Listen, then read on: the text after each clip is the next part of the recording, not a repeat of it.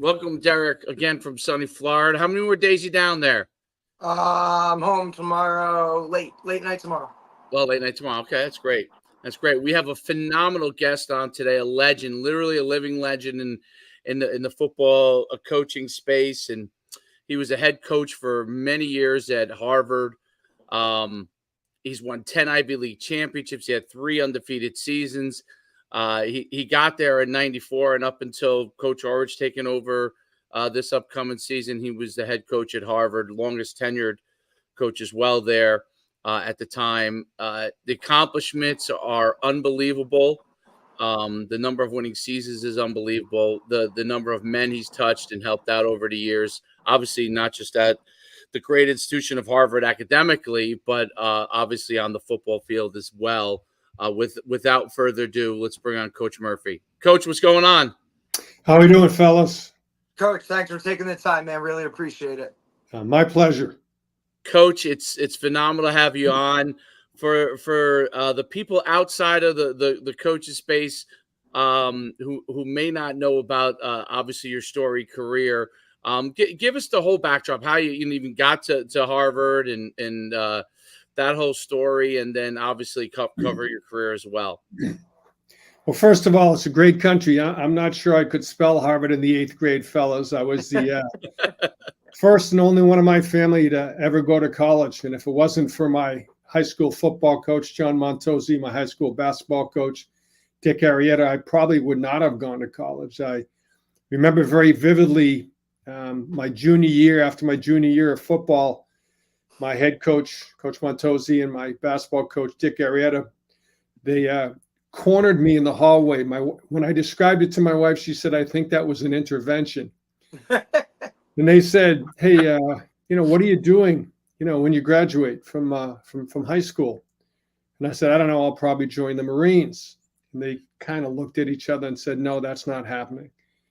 And, being, a 16-year-old kid who didn't know anything, I said, "The hell with that. I'm joining the Marines." And they said, "Shut up, son. You're going to college." They walked away, and the rest is history. And certainly, if I had joined the Marines, that would have been a very noble thing to do. I've always had great respect for the military. But having grown up in a family where no one had been to college, my coaches really had a huge impact on my life, high school and college. And I think it's a tribute to them that I somehow managed, to make them proud and go on to play college football and go from there. I played at Springfield College, a Division II school at the time, had a great collegiate experience. My coach, Howie Vandersea, who passed a year ago, was a great leader, a great motivator, and really cared. And the really cared part was why I got into coaching. And, it's interesting how things work. He made me become a student as well. He had been from a little Ivy, and he's one of those guys that say, "Hey, you're a lot smarter than you think you are." I ended up getting a master's degree while playing as a college kid. In the first year, you were allowed to do that because I had an extra year of eligibility because of an injury year, and helped me get my first job at Brown as a GA. I remember very vividly, I was so appreciative to, get a job like that out of high school.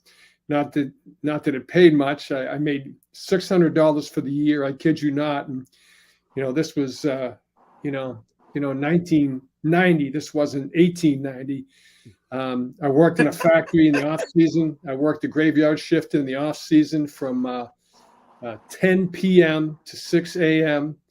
Would come home, get a couple hours sleep, come back. I had a better job at Brown my second year, and then I had my first job at Lafayette as a full-time coach. I was there 1 year, and then through Buddy Stevens, who was, as you guys know, was the great Dartmouth coach. Buddy and I grew up together. We were best friends for literally half a century. Our friendship started with a collision at home plate in an all-star, a Little League all-star game. By the way, I was safe, although he would never agree to that. But, I had a chance to go to Boston University with Rick Taylor, one of the really outstanding coaches of his time. Went on to become the AD at the University of Cincinnati and the AD at Northwestern. The AD at Cincinnati part was, Buddy got the head coaching job as a very young guy at the University of Maine. He asked me to go with him as a coordinator. I did.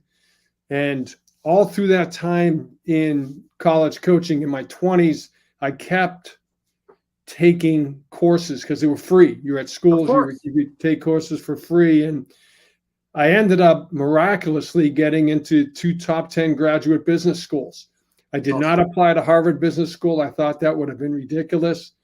But at the time, I did get into the Kellogg School at Northwestern, which was number 2 in the country. And it's funny how things work in life, because when I was the coordinator at Maine, I had actually tendered my resignation because I was going to Northwestern to get my MBA at age 29. And it's funny how things work.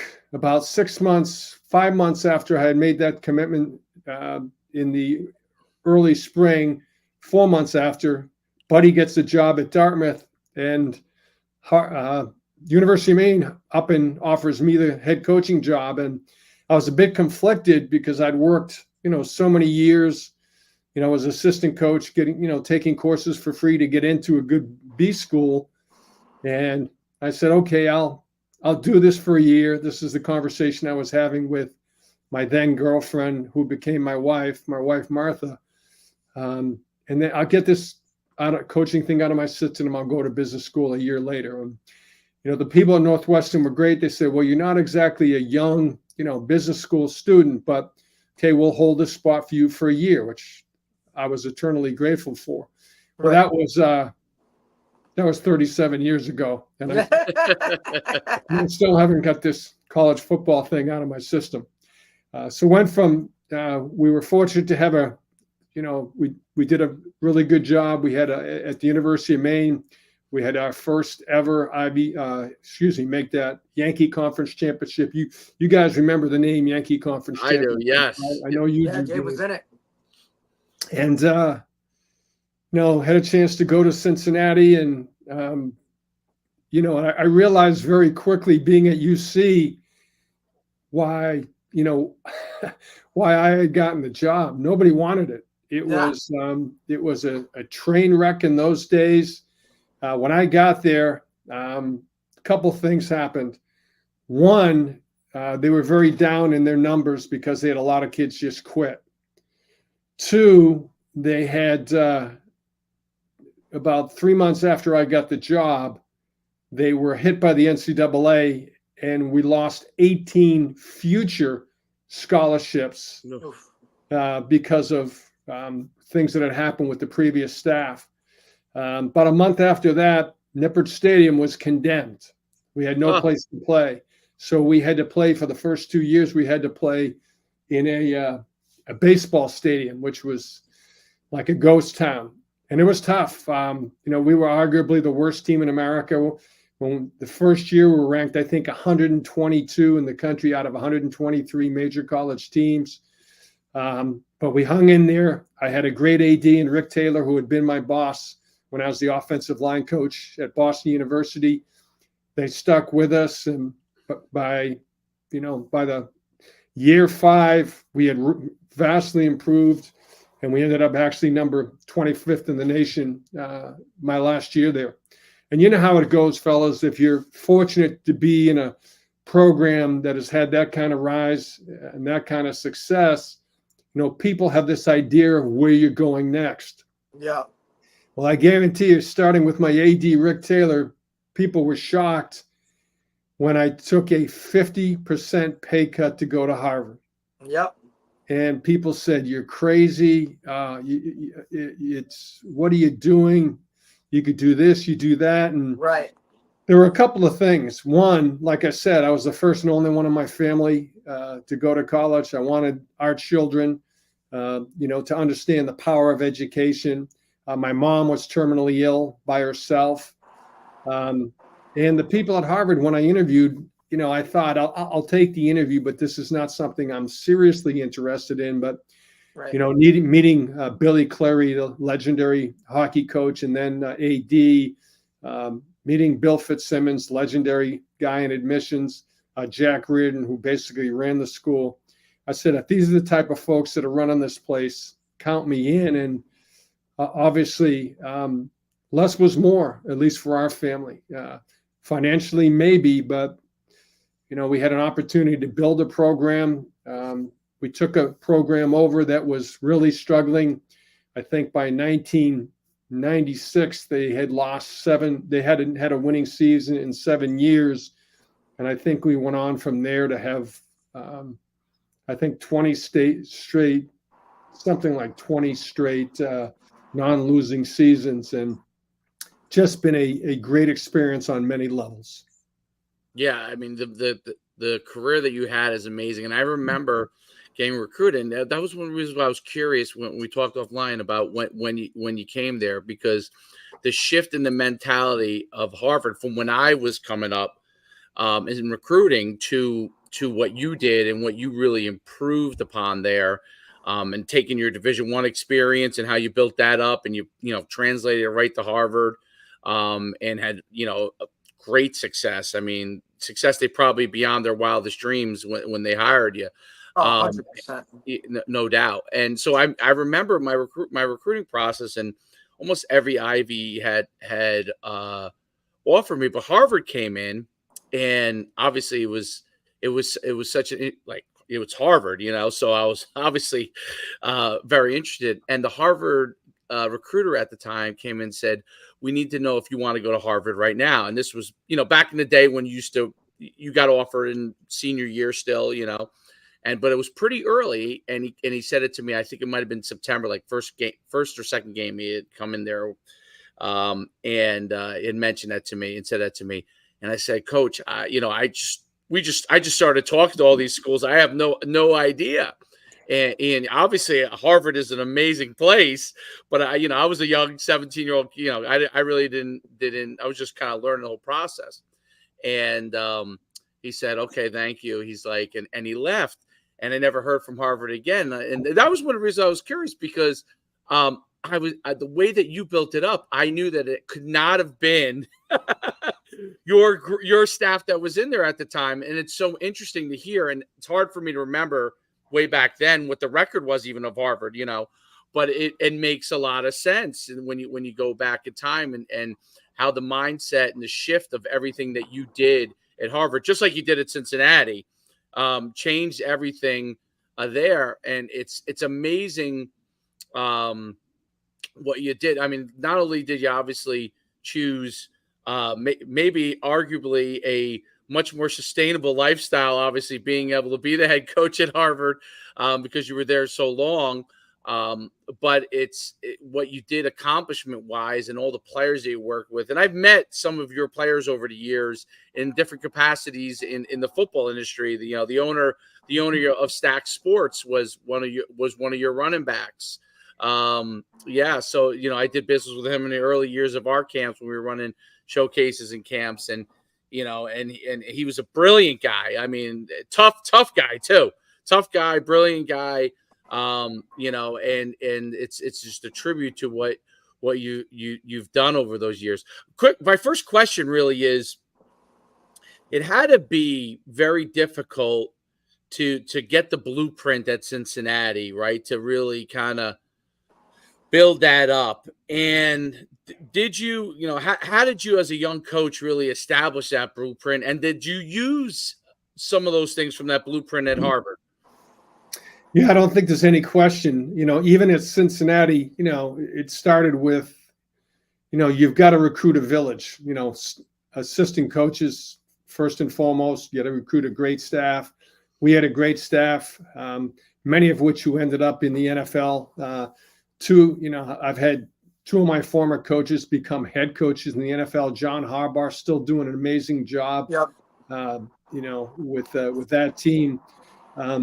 But we're the ultimate human resources industry. And if you recruit great assistant coaches, guys that are really going to roll up their sleeves, go to work every day, guys that are going to be able to connect with student athletes, guys that are going to be good recruiters in the best possible context. And that's where we've had success everywhere, whether it was at Maine, whether it's Cincinnati or Harvard. I think it was pretty much the same blueprint. It's all about the people. Yeah. And it's hard to quantify those things. But we wanted high character kids, high character coaches. Didn't care whether you're black, white, rich, poor, Catholic, or Baptist. Those are things that distinguish us, but we're one team, one family, and developing that culture. And pretty much, even though obviously Harvard is a lot harder to get into per se than the University of Cincinnati or the University of Maine, right? That's what we did. It was all about people, and those people eventually make you look good. Those people eventually transcend whatever people might think their physical limitations are. And I remember my first recruiting class. I recruited a kid out of Minnesota named Matt Burke for Harvard. Matt was not highly recruited. Ended up being an all NFL football player. Ryan Fitzpatrick, was not heavily recruited. Remember being in his house in Arizona and walking out of there saying, this kid's the real deal. I'm not sure how I know that, but that's the kind of instinct I felt I had in terms of character. And all of those guys sort of transcended what people thought their physical limitations were. Kyle Juszczyk from a small little school in rural Ohio, who's been, another, multi-year All-Pro. First when Harbs recruited him to go play for him, and then when he signed an excellent contract, obviously with the 49ers, those kids, everybody knows they can really play, even though they were not highly recruited. But they're such great people that they maximize those opportunities to play at the highest level. Well, I think that's one of the big things that you changed too. You made Harvard not just a destination, obviously for great athletes who are fantastic students, but players who had higher aspirations, and they figured out that they could take those higher aspirations from Harvard, which was a really, really huge thing. And I think that changed. Some of the things you did that really changed the way that NFL teams looked at the Ivy League. Obviously Fitzpatrick is one of the biggest people in that aspect, being so successful in the NFL, coming from Harvard and having such a long career, that more and more they looked at players from the Ivy League. They started to understand that some of those players were Division I big-time players or could become big-time Division I players, but chose academics as a big part of what they wanted to do. Talk about how in the recruiting process you really balanced that with some of those really good players. Well, with every kid we recruit, we're saying, hey, if you're coming to Harvard, hey, you may not end up in the NFL, but you're going to end up with tremendous opportunities. It's going to, for your future family, it's going to be a great opportunity to help them be successful in life as well. And I think the reality is, as we had more and more kids, either get drafted or sign free agent contracts. I think at one time, we had about 14, 15 guys in the league at the same time. We ended up having close to 40 kids who signed NFL contracts. But those kids became sort of walking TV billboards. People would say, wow, that kid's from Harvard. And it gave us an opportunity to maybe have an opportunity to get better players, make them understand that even in the NFL, what's the average career, David? Probably 4.3 years. Yeah, maybe. And again, so you're going to end up working for 50 years after that. And I think the combination of all those things, having success, recruiting the right type of high character kids, certainly was the reason and the way that we were fortunate to become successful on a more consistent basis. Right, because you could definitely look at it, right, and you're talking to a high school kid, and you're trying to explain to them that, hey, coming here, right, is going to benefit you well long term, well beyond what you can even imagine right now. And I could imagine it being difficult, though, speaking to those, 16, 17, 18-year-old kids, trying to push this on them and say, hey, like your future is going to be so much brighter if you come here and do this, when in reality, they want to go do the, to a bigger school or the party school, or, it's just hard for them to grasp that. I would assume that, the approach was probably get the parents, right? Because the parents were probably always on board, and then have them push your kid to go. But I definitely could see that. But you overcame that, and I think that's just phenomenal. Well, to your point, Derek, I really enjoyed recruiting visits. I really enjoyed going out and getting in the family, getting into the living room to make that connection. And I think for a lot of people, understanding my very humble background, they could see sort of both sides of things. Absolutely. But no question about it, when you're, maybe a 46-year-old parent as compared to a 16, 17-year-old kid, right, they certainly understand the end game, the long game. And there's less and less, as there's less and less home visits these days because things are happening so quickly. It's incredible. But that was the key for us. I think we recruited during our tenure kids from 41 or 42 different states. Right. We didn't get anybody out of the Dakotas. We didn't get anybody out of. Now we had kids out of Hawaii. We didn't have a kid out of Alaska. We didn't have a kid out of the Dakotas, but that was about it. And those things certainly helped us. And that's just another part of the Harvard program itself is, a lot of people think that the Ivy Leagues are Northeast based, and yeah, geographically, absolutely. But you're also on a national level. There are kids that are going to come to you from West Coast or, the Midwest or whatnot. And that's just another kind of ball that you have to juggle in terms of, hey, this could be a really good player for us, but can they come to Harvard and succeed in this different type of geographical location? Well, to your point, the visits, the campus visits ended up being crucial because for so many kids who took the visits, they thought our kids were going to have 3 heads or something like that. And, when they walked out of there 48 hours later, they had already connected. Yep. And if these kids had been blindfolded and, brought into the official visit, they wouldn't know if they were at Rutgers. They didn't know if they were at, Ohio State or someplace else because the kids were real student athletes, yep. But they were regular kids from very, very different backgrounds and obviously very, very diverse. Right. There's no doubt. I'm curious when you took over initially and through the years, were there kind of a progression of things that you had to get the administration on board with like maybe modernizing facilities, evolving things from a recruiting standpoint or admission standpoint? What were some of the things that you had to do over those years to really kind of keep evolving the Harvard program? Well, I think the big one was just to make sure admissions was on board. My point being that, if they told you a kid's not going to fit in here, they were usually right. And Bill Fitzsimmons, which is an amazing guy. I think he's still probably the oldest and longest tenured, guy in terms of admissions. He had been an athlete. He had been a hockey player and he had been a working class kid. And so he understood the context of what we were talking about. And it was like anything else.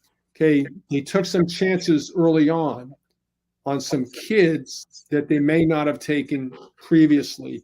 And those kids did it incredibly well, which obviously gave you an opportunity to get, a lot more credibility and for the admissions people to work with you and trust you. And at the end of the day, the reality statistically was Harvard graduates 99% of its kids on time. Well, we graduated 99% of our football players on time. So from that standpoint, we had a great relationship because we trusted each other. I think the second thing is what really helped us in recruiting is you don't have to beat kids over the head that Harvard's a good school. But I would always say to a kid, Derek, as an example, I say, hey, Derek, who's got the largest Division I athletic program on planet Earth? And inevitably, they would say one of three schools. They would say Ohio State, Michigan, or Alabama. And I would say, no, it's Harvard. And they'd get a laugh out of that. And I say, no, it really is Harvard. They go, Coach, what are you talking about? I said, we've got over 40 Division I athletic programs. It's almost twice as many as any school in the Big Ten or the SEC. So do the math. We have more recruited Division I athletes on our campus than any place on planet Earth. And we use that obviously to our advantage, but admissions really appreciated those kids. They were not recruiting those kids because they were athletes. They were recruiting those kids because they were high character kids who managed to be successful on many levels. Right, and I think that was a win for you, right? Taking that risk, and now you're able to kind of move ahead and say, "Look, we took a risk here. It worked out. We can now let's go do it again." Well, I think that's also really a great thing with the number of student athletes on campus, which I didn't know. I didn't know that fact, but that they felt comfortable, right? So this was a place that was friendly to athletes. There are going to be other people like them that are playing other sports that they can know. And I think that's a really, really great recruiting tool that you identified because, athletes that is always a comfort level that they have. Oh, there's the soccer team or the basketball team or the track and field, whatever it is, sports wise, those are athletes. And the fact that there's so many athletes on campus, right? It's not just Mark Zuckerberg, who's an absolute genius, right, on campus. It's also athletes like themselves who are exceptionally smart and want really good athletes and want to get a Harvard education. So it's really amazing tool. I'm curious as to like how you've seen recruiting evolve, because you especially at Harvard, not just when you were at Maine and Cincinnati and going back to when you were playing at Springfield, but really those years at Harvard, because it has changed so much recruiting. It's mind-boggling. Just when you think it can't change more, it just continues to change. Talk about the things that you've seen and maybe the good, the bad, and the ugly of it in recruiting. Well, Dave, to your point, I mean, when you're at any school for 30 years, you transition, okay? Like anything else in life, in football as in life, the only constant is change. And I think like anything else, you have to adapt, whether you're in a Fortune 500 company or whether you're at Ohio State or whether you're at Harvard in the Ivy League, you've got to continue to adapt. And we did continue to adapt. We were always trying to build a better mousetrap, if you will. We would make sure that we would try to be ahead of the curve on so many things. But if you look at now, to your point of where college football was when I was the coach at the University of Cincinnati to where college football is now, well, you got to go really deep into the weeds, because agree or disagree with this. In the NFL, okay, there is parity. Why is there parity? Well, everybody's got the same salary cap. Next year, it's $244 million. So everybody has the same amount of money to spend. Okay, if you have success, let's say you're the Kansas City Chiefs and you have success and win a Super Bowl, what happens? Do you get the first round draft pick? No, you go to the bottom. You go to the bottom of it. So there's a way to keep parity. If you look at it now, and this is just one person's opinion, when people ask me what is going on in the NCAA, I said it's simple. And they go, what do you mean it's simple? I said it's simple. It is absolutely positively professional football, but with no rules. And they laugh. I go, no, there's no rules. Really? You look at, if they at least had the NFL model, there'd be some equity.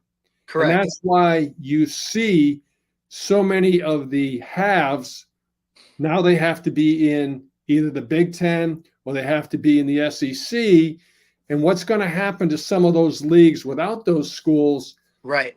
The rich will get richer. It will become those two powerful conferences. And it's really, in my humble opinion, it's such a shame. It's just crazy. Especially Completely off the coming from rails. and especially, not to cut you off, Coach, but especially coming from a place like the Ivy League, where geographically you're all in the same kind of, like, those. Now you see the Big Ten, and you got USC, UCLA. You're stretching all the way to the West Coast, and look, I get it, and I totally understand it, but that doesn't mean that I have to like it, right? By any means. I just think that those rivalries that come from, the steady eddy of the same type of conference. I mean, I always compare it to like the Big East in basketball and that kind of, you know what I mean? The ACC in basketball, college basketball. But you look at these programs now, and like you said, everybody is just trying to get into those places where the rich can continue to get richer, right? No question about it. And if you look at the NCAA, they probably couldn't have a better commissioner than, former Massachusetts governor and, by the way, Harvard athlete Charlie Baker. Tremendous human being, extremely bright guy. Everybody respects the heck out of him. But the reality is that the NCAA needs the SEC and the Big Ten more than the Big Ten and the SEC need the NCAA. 100%. That is definitely the tail wagging the dog. And Yep. Just crazy. I mean, if they just went to more of an NFL model, Exactly. then people like, let's say, USC would not have to migrate essentially to the Midwest and the East Coast. Literally. Yeah, and you look at UCLA, USC rivalry, and those rivalries are going to really sort of disintegrate. Yep. And just everything about the Rose Bowl in general is kind of gonna, like, you know what I mean? Because that, Pac-12, Pac-10 against the Big Ten, like, that's, now you're gonna see that regular season. And I just, like, Texas is now, part of the SEC, and it's just, like, it's like we said, it's just the rich are gonna continue to get richer, and as long as conferences like that, they want those schools to come in because it adds to their revenue, right? And then the Power Five is now the Big Four, and it's all over the place. Something has to be done. I think it will be done. I just don't know how long it's going to take to get it done. Well, to your point, let's say you have an opportunity in terms of being the Wild Wild West, Eric. Let's talk about if you're a mid-range school in the Big Ten or in the SEC, and you happen to, by great coaching, by doing a great job recruiting, developing players, you happen to have a terrific year and you go, I don't know, 9-2. What does that do for you? Right. All it means is someone's going to steal steal your players. And now, instead of after you've put all the work in, you got it. And instead of having to recruit, let's say 16 players, now you have to recruit 36 players, and it's out of control. I don't think it's sustainable for the national institutions of the game. And what are we teaching our kids? When it gets tough, I can just go wherever I want, right? You got it. And there's going to be someone there that wants me to do that. Correct? And you see it in the video games they play, right? So now the NCAA game, right, Derek? And we were talking about the other day. The other day, it basically, like, you do well, like the players these kids create, they get offered the transfer, and then they transfer again. So the video game, is basically promoting it within, because it's just mirroring what's going on, right? So, because that's all those games do. They mirror what's going on. So it's really, really interesting. But all the players playing, the young kids, that's what they do. They're playing it in their locker room, and they think that that's a normal thing. They start to think that that's a normal thing, and I think as far as, like, geographically, I almost feel like in the long run, they're basically going to take all those big four or whatever whatever it ends up being, and then eventually create them as one gigantic super conference and then just separate them back out again by region, because it isn't. I think you're right. It's not. How is that long run sustainable for Stanford to play in the ACC, right? I mean, Cal to play in the ACC, USC and UCLA obviously have gigantic budgets, but like over time, their other athletes, they may lose in other sports. Well, that's the concern, I think, is right. And that's how I look at it. Everybody obviously wants to look at football, basketball as the two majors. Like, that's really, people think that that's just it. Like, what about all these other, you know what I mean, sports that now, you know, you got USC traveling to Rutgers in the middle of a semester, you know, for whatever sport. Like, nobody takes that stuff into account or even thinks about that because, you know, football rules the roost for the most part. And then what are we teaching young people? We're teaching when you make a commitment to people or an institution or the person you marry or fill in the blank, right? It's meaningless. Right. And not only is it meaningless, but, you know, we're letting people off the hook by having that behavior. And I just think overall, and I know I'm old school, fellas, but I just think overall that this is not the right way to go. It's not. All it does is make these kids now football players first, student athletes second. Yeah. Even at some of those really good academic schools in both those leagues. Absolutely, it becomes meaningless on both sides too, right? So it's like a lot of the coaches at those levels are forced into a situation where they're doing things that are always on the borderline, right? They're riding the fine line of whether it's right or wrong kind of deal. Like, we know it's, you know, let's put it like this. We know right and wrong, but whether it's legal or not legal, they're riding that fine line. Well, they're always just looking for staying on the right side of it, but because of what has to happen. And then the players learn that too. So it's not on purpose by the coach. Like, it's kind of like one of these things where they're being forced to keep up with the Joneses. Yeah, well, who's going to succeed in that environment, right? Like, it becomes one of those things that if you want to be really successful in that coaching environment and in that playing environment, you kind of almost are constantly playing a game, right? Like, with people's lives, crazily enough, right?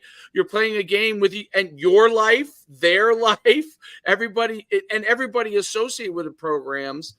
And I think, you know, obviously it's formed.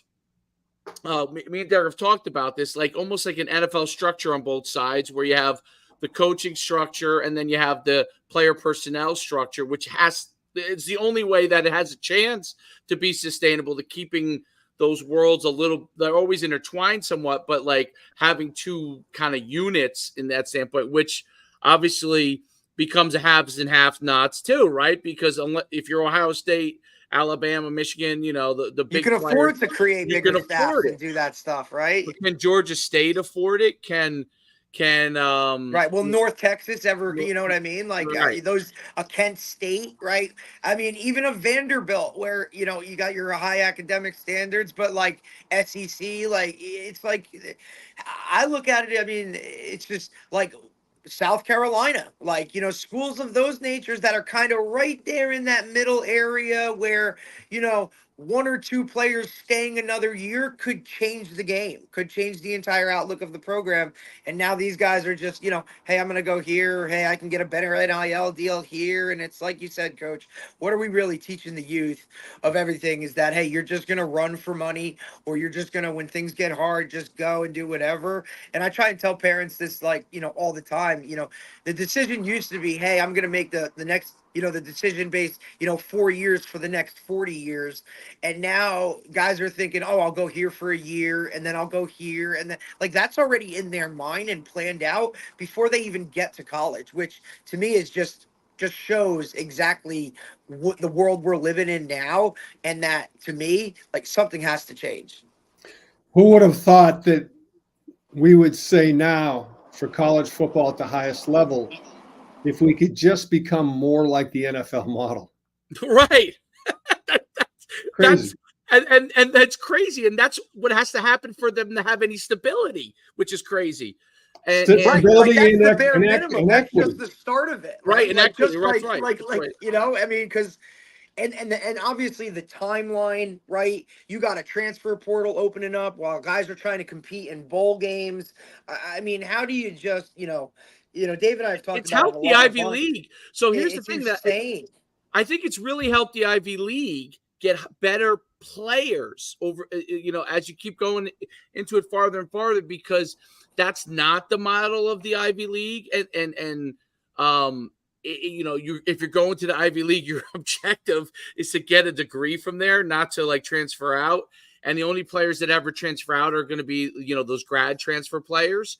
So Right, which I also think is a great model too, because and it's a home that's run look, for the Ivy I League. think that's a selling point as well. But I'm just saying, like, that's Right. also a selling point. Hey, look, It man, becomes. like you can come here for 4 years, get your degree at an Ivy League school, and then look, if you're good enough, I will help you get to that fifth year at a bigger institution where now maybe you could make a little bit of money before you go and get drafted, right? But that process itself, it's not, hey, I'm going to develop you for a year and then go, right? That's come get your education first, then I can help you. And then with the success, because I've seen a lot of those grad transfers, a lot of those guys come from the Ivy League, and I think it just kind of puts a stamp on, hey, like, we here have some good football too that can produce some high level NFL guys at the same time. But they're also like, this guy already has his degree from Princeton or from Harvard or from Yale or one of these institutions that nobody around the country is going to touch that no matter what. Well, to your point, I have been completely on board with that, to the point where we've had kids that have been starters in the Big Ten, the SEC, the Pac-10, the ACC. In every major conference over the Right. last 5 years, we have had starters there. They Yeah. have gotten a free master's degree, let's say an MBA. They played another year. They've had a great experience, and that actually has been a boon for the I Ivy love that. League, and certainly for Harvard, boy. And next year we'll have a kid who's going to start for Florida State, start for Louisville, and start for UVA as just a couple of examples. Jake Right. Rizzi, Thor Griffith, and Tyler Neville. Three great kids are going on to get a Right. graduate degree, and even when a kid might have had an extra year, maybe because of an injury or COVID, they'd ask me, Coach, what should I do? I said, you Right. got to take this opportunity. Absolutely. And I think that's what I say real coach does, but a coach that cares about his players, like unconditionally, will have those hard conversations. The honesty, I think that's really where coaching, you can separate yourself as a coach, is I think the ability to have those hard conversations with players and sometimes have to tell them things that they don't want to hear. I think that's just what separates, a good coach from a great coach. Yeah, and I think that the grad transfer thing was the original free transfer was the grad transfer, right? Right. So I was always thought, hey, this is great. Guy's there for 4 years. He gets redshirted at Division I school, or he goes to Harvard and he sits a year and he graduates in 4 and he has an extra year of eligibility, right? Or he goes to any one of these schools and he has an extra year of eligibility because of him graduating school in 4 years, right? Or 3 years, whatever it is, right?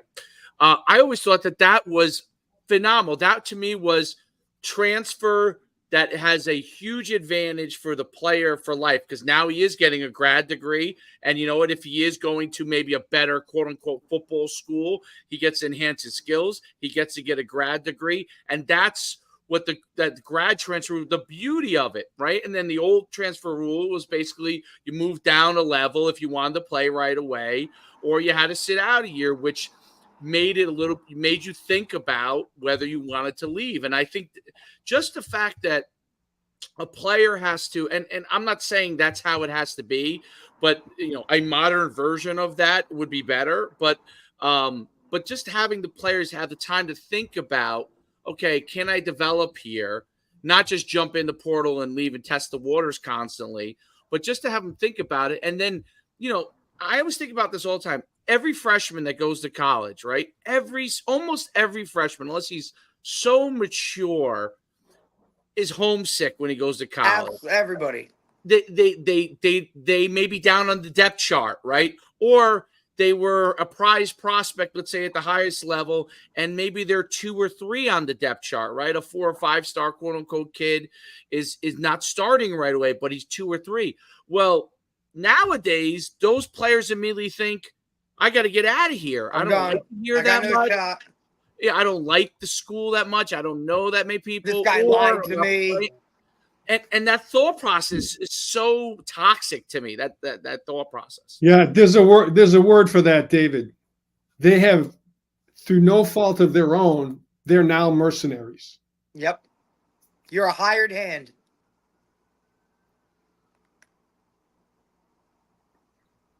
All the athletes now are Hessians, like in the Revolutionary War. That's what they are. They're paid to fight, and I also think that your point about like how do you developing programs every year? You have to constantly develop programs every year and figure out. Right. After years of coaching high school football, I'm coaching youth kids, right? And it's hard with youth parents if their kid isn't playing that much, right? Or he's not there yet skill wise, and having just those conversations. I always think, how do you have a conversation with the guy who's 3rd on your depth chart? Okay. He's clearly unhappy at this point, and he dips his toe in the water, and it could be no fault of your own as a coach. You may be doing everything you can. You may be communicating. He may be getting it from the outside. He may always coming outside factors now with social media. There's so many of these, trainers and handlers and, quote unquote street agents. These guys have their, youth coach from. They're human beings, though. I'm saying they're human beings, and they get their. You're a kid. You're a human being. You're in college, and your girlfriend breaks up with you. That's a reason you could go in a jump in the transfer portal. You're 3rd on the depth chart. That's a reason you could jump in the transfer portal. You're struggling in a couple of subjects, okay, and you don't feel like you're getting the help immediately for some reason, right? You could jump in. There's so many things. It's so hard for a coach and the player on the flip side to manage all this stuff because you're getting all these forces. And we've talked to a lot of coaches, and almost all the coaches we've talked to have been phenomenal guys. And they communicate more than they ever have, but no matter how much you do, you're never inside the head of another person, right? Nope. So when there's no parameters per se, or limited parameters, it's very hard when somebody, a young man, 19, 20, I like to call him a kid still, but, I guess you can't call him a kid. To me, that when I see a 19, 20-year-old, to me, it's a young adult, right? Still on the borderline of being a kid. And that mindset of, oh, it's not working. Because I was there as a player. I remember my freshman year. I remember it. I remember thinking, why am I not playing right now? I think I'm better than this guy. I got hurt. Coach doesn't want to talk to me anymore, right? It's not they didn't want to talk to me. It's just he had a lot of other things to worry about, right? And you start to think about these things as a player. And if I had a transfer portal I'm just being honest with how I was back then at 18 years old. If I had a transfer portal, another school said to me, hey, you can come here and play right away and blah, blah, blah, blah. There's a chance I would have definitely looked at it. And you know what? My career ended up being great. I learned a ton of things from having to stick it out, right? And having to stick it out, going through a coaching change, which was tough, okay? Being loved to not being loved, to having to be loved again, figuring out what the coach needed from me to be a player that was on the field. And those are real life skills that which happen in life. Now, what are you going to do? The first second your wife gets mad at you, you're going to up and leave, and believe me, it's going to be a lot worse with your wife when she's upset with you than it is when your coach is upset with you. Well, to your point, fellas, and we're all saying the same thing. we're supposed to learn life lessons through playing college football. Now the lessons are, hey, when the going gets rough, just get a divorce. I heard baseball, and I didn't know this because I watched the College World Series, and I heard baseball, as much of an issue it is in football and basketball. Baseball, it's a monumental issue, and I've watched a bunch of things on it because those guys are not on full scholarship either. Nope. So they're getting 25% plus a lot, and we're talking at the So biggest. now when they see those right? NIL deals, they're like running. Well, that's exactly what's happening. So because some of them, so if I'm getting a 50% scholarship at, I don't know, let's say Tennessee, and I have a great year, and Tennessee doesn't come up with an NIL deal for me that covers the rest of my education, and let's say, I don't know, LSU does, they go over there. So they're still only paying, they still have a 50% scholarship, but the NIL is covering. So these things are going on in baseball that are like, because you could have a quote unquote walk on, but give him an NIL deal for the full amount. Which is the issue right now, and Right. that's why I think you're seeing, it just came out a couple days ago, and I'm sure you saw, Coach, that they're going to increase the scholarship limit. For football, it's going 85 to 105. I mean, I think they've already done that because they're paying guys. Coach, you took the win. That's already what I'm talking about. The PWO world is now non-existent. Like, hey, man, we're going to label you a PWO, but this NIL is going to take care of your everything you need, plus get you a new $100,000 car or whatever. Because you go to some of these facilities now and you look in the parking lot at what these kids are driving. I'm like, I guarantee they were driving a better car than I was at Harvard.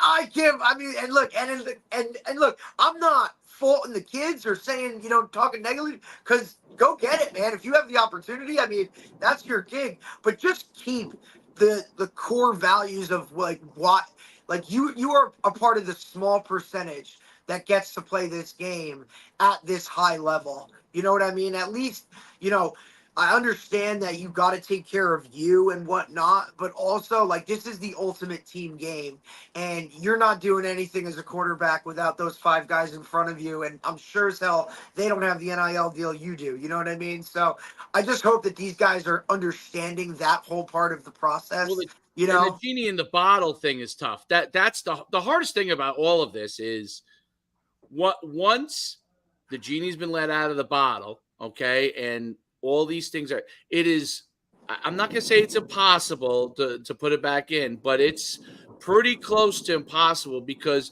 all you're going to be able to do is you're going to have to figure out some level of parameters. 100%. You're going to have to now rein this whole thing in. It's like cattle. It's like the cattle. You got a group over here. Everything is scattered out among the whatever. Well, now somebody's got to come in as one of the ranchers and kind of like, hey, we got to get this thing. At least everybody's got to get in the same field with fencing so that we can at least go there, right? Now, I'm going to tag you different. Some may be bigger, some maybe not. But now we have to differentiate and kind of understand, where we're going from here. So like we said, the rich just aren't going to continue to get richer. You know what I mean? I mean, you're looking at Oregon where they've already said hey, you have unlimited NIL, whatever you need, this is happening. I mean, how can you be Rutgers and compete with that, right? Or any of those parameters. And that's not even going into the actual paying of the athletes, through their collectives and all this other kind of stuff. It's just a lot that has to be reined in. I think these guys really, and Dave and I talk about it all the time, it was originally hey, these guys are going to show up to a little card shop or something, do an autograph session and make a couple $100, and it's turned into, oh my God, this guy's getting an endorsement from Wendy's. Yeah, as we talked about, right now, the NCAA certainly cannot rein it in because they don't need the NCAA, which is really, really tough. Right. But you're going to have a quadruple A professional football program. That's right. It's simply the minor leagues. Really? With way better pay and no buses and bedded. Right, this isn't Bull Durham, bro. Yeah, that's right. No, it's really interesting. One day when this, if it gets figured out, because the here, to me, trajectory on things are this. Right, you're 100% right. It's a minor league system, and the trajectory is this. Now, does the what do all the FCS programs and the Group of Five programs do? Right. So if everyone breaks away, like Right. It's why I think you see a lot of them trying to be FBS now too, as well, right? Well, I'm saying, if the Big Four conferences, let's say they break away, I'm organization X, and we now run football, and the NCAA is kind of just a sidebar to keep us having some regulations. That's their job, just regulations. That's it.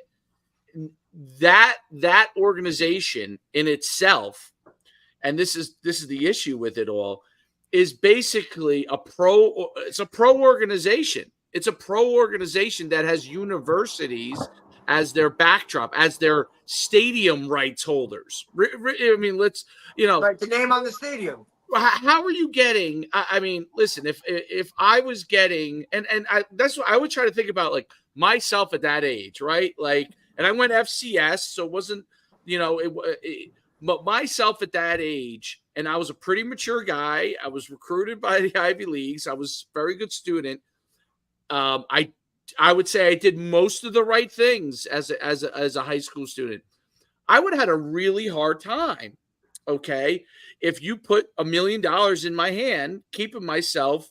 I would have went to practice. I would have done all those things because I wanted to be a pro football player. I would have done all that stuff. The football stuff, I don't think, is as much of a concern. The question is, you're a university.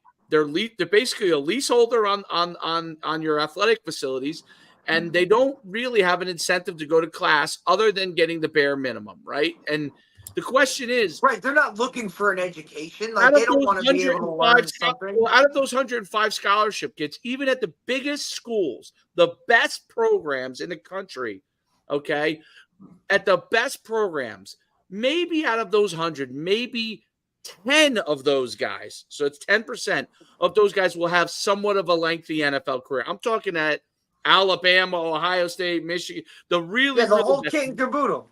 Maybe 10 of them will have a career that lasts beyond that 4 years we're talking about.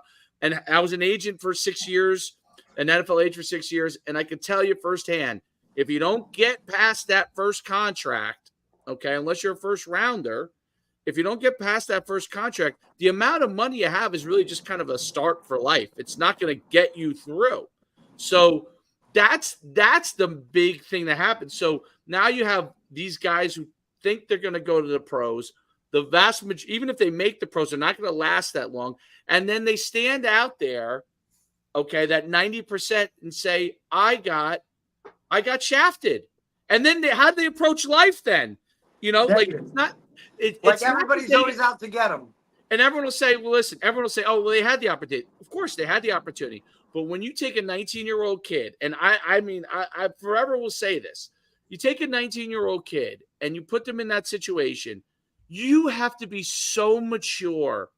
Like, one of the reasons why the NBA got rid of the high school athletes coming out, okay, was not because of LeBron. LeBron was mature, okay? Whether you like LeBron or don't like LeBron, he was mature.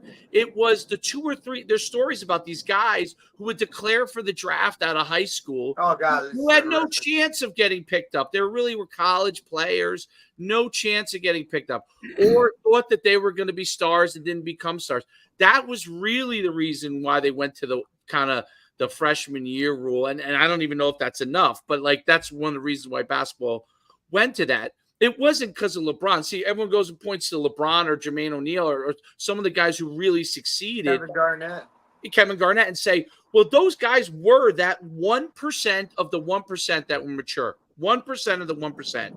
Most young people, they could be very smart, great parents, and still not have that maturity. You know what I mean? Let alone kids that maybe come from broken homes or tougher situations. Yeah, that's a whole different, a lot harder without guidance. And I think that's to me the thing that, like, we're just kind of, You know, and it's an easy thing to say, hey, you know what, you had your opportunity and you didn't take advantage of it. Yeah, that's only a part of the story. What do you think, like, from your experience, and I'm not asking to solve it because it might be impossible, right? But from your experience, what are the things that you see young people that need to have in order to give themselves? Because you're at Harvard and you've seen a lot of your players really do really well. What are some of the things that you think players need to have that opportunity to be successful in life? I think it's character and discipline, no question about it. And to somehow grow up in an environment where they understand the power of education, they understand the limitations of, college football is only going to get you so far. And that's not just in the Ivy League. Yes, you're going to have kids in the Ivy League and certainly at Harvard that can play at that level. But what percentage is that? And you're going to find out the same thing in the NCAA. And the reality is, and to your point, so many of these quote unquote kids, all of a sudden at age 24 are going to be saying, what the heck do I do now? Right. Because they've always just had that, hey, I always have an opportunity, or somebody's coming at me this way or this. They've never gone through that, process of, getting knocked down and then being built back up with support and all the other stuff because they're just, every time they've been knocked down, they just turn and run.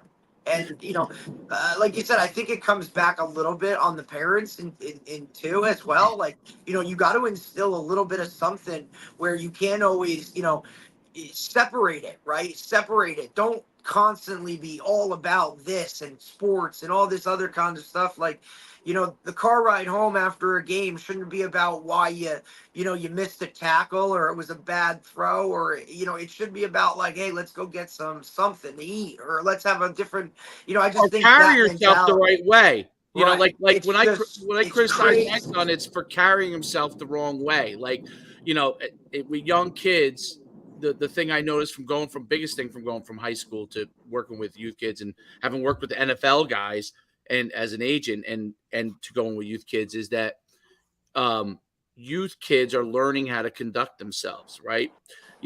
They let their emotions get the best of them. Okay, now we saw what happened. How do you get that emotion in the right way? How do you get into a positive direction? How do you get control of yours? Because I have to do it with my own son. How do you get control of yourself so you can think clearly on the field, right? And how does that help you going forward? Well, you know what? When you get upset in school, when the teacher tells you to sit back down, or you're talking too much, do you get control of yourself or do you talk back, right? Like, these are like small things that can be addressed right away, and those are things that really I think help them in the long run, that I think we're starting to miss. Like, it's like, okay, you're on a team. All right, well, when there's 30 kids on the team or 40 kids on the team, not everybody gets to touch the football or basketball, or whatever it is, right? How do you adapt? How do you contribute when you're not touching the ball? How do you contribute when you're not the star, but you're one of the guys, right? How do you learn to handle? And I think those are things, that skill sets where people could just jump from thing to thing to thing. You never learn, like, how do you handle that? Because at some point, you're not always going to be the guy.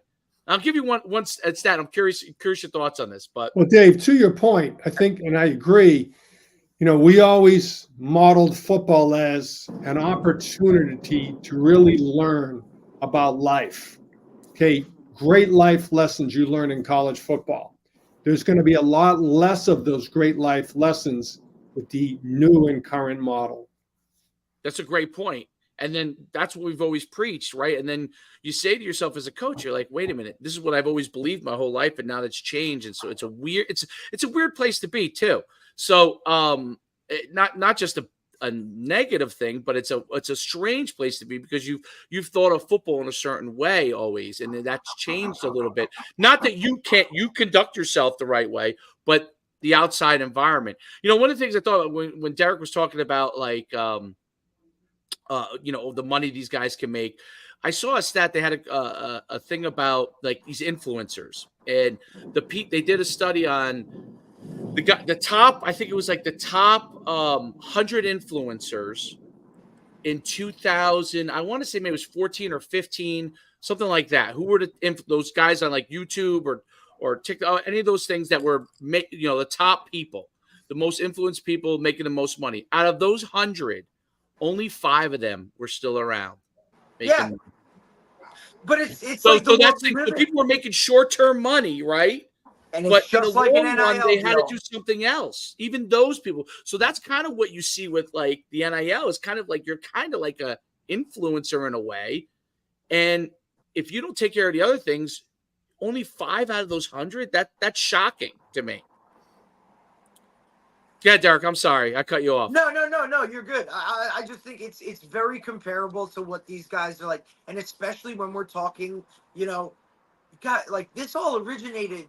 Scholarships were to get your academics paid for and be able to play your sport at the same time. Student athlete, like, yeah, I might be old school, right? And we're only talking, college for me was, my last game was 2007, right? But I just always felt a certain type of way with that title as a student athlete, right? Like I walked into class and professors, hey, nice game this weekend, bro. Like I that was just such an appeal for professors and people to know that you were part of something that was promoting positivity for this university. And to me, that was just like, I really don't know how I would have even approached this world.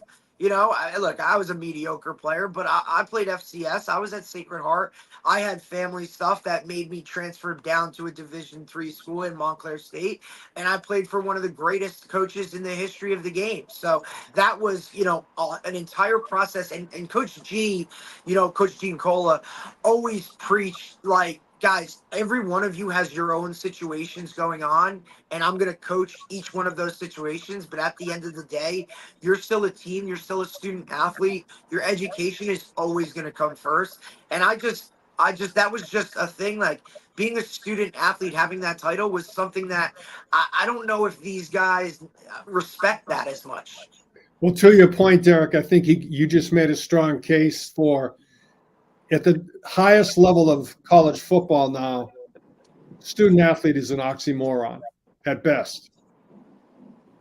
Yeah, and it's interesting because having been to the Harvard Yale game and having at Harvard and having been to the game and seeing what that is like and the atmosphere of what you would call a college football. First of all, it was obviously packed to the gills, and so anyone who's ever been there, like who doesn't understand Ivy League football, like that Harvard Yale game, I mean, it was unbelievable. I went with one of the guys I played ball with in college, and he lives in the Boston area, and we went to that game, and we had such a great time. The people were great, and the atmosphere was great, and the positivity was great, and you got to feel what Harvard is like the school, the atmosphere, walking through the campus, going to the other side to go to the stadium, right? And really that whole atmosphere is such an amazing thing. What and I'm curious, what about Harvard and the atmosphere of the Ivy League makes it so special and different than other experiences? I mean, that maybe you had or that your players say they've had in school and sports. When we recruited kids, fellas, we would say, here's what we believe this opportunity can be for you. You can have an opportunity to play a high level of football. It's Division I football. No, it's not the SEC. It's not the Big Ten, but it's Division I football. Okay, if you're good enough, you work hard enough, you work smart enough, you can also have an opportunity, even though statistically speaking, it's not a great percentage, you can go to the NFL. We've had, like we talked about, we've had kids become all pros. But the reason you're coming here is it's going to give you an opportunity to get the best possible education, to have a great collegiate experience on and off the field, and go out into the world and do what you're going to do. And and that's why I'm such hugely bullish on the Ivy League and certainly on Harvard football. It is a phenomenal 100%. opportunity, and but again, it's not pro football.